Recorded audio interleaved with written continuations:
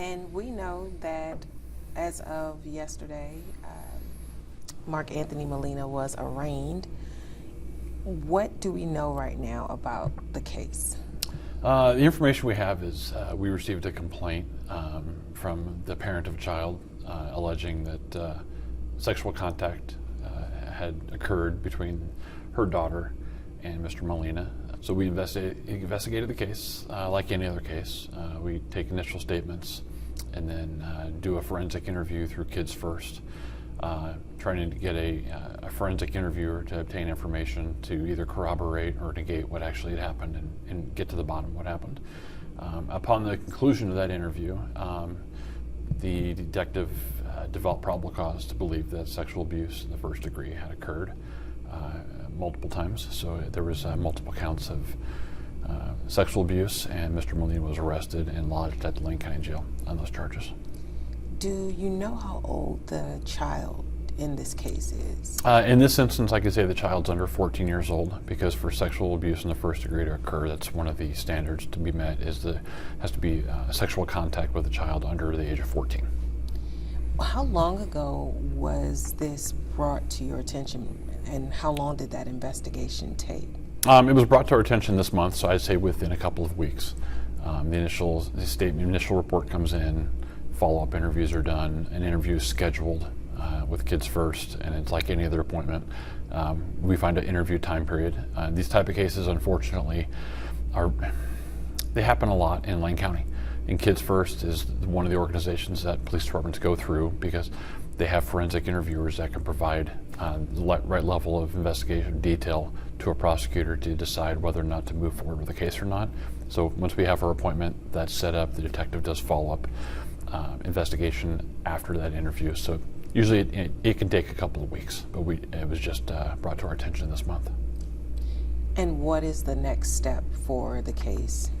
The next step is for the DA's office to decide how to move forward, and they have their own challenges moving forward, whether they want to take a case to a grand jury or how the indictment moves forward. So it's really a lot of communication between attorneys at that point to decide, and then also depending on what information was yielded from the investigation, there might be follow-up asked of the detective to either get more details or more time frames or various other tasks to basically allow the DA to give them enough information to decide how to move forward. It's really like any other criminal case. There's just a very personal human connection when it's a sexual abuse case.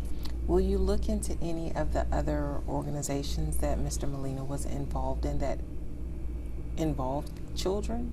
I think we are becoming aware of those, and I think it's important for those organizations or members of those organizations to reach out to us with information they have. I think the awareness right now is out there of this criminal conduct, and we are often reliant on people to come forward to say, I have something to share.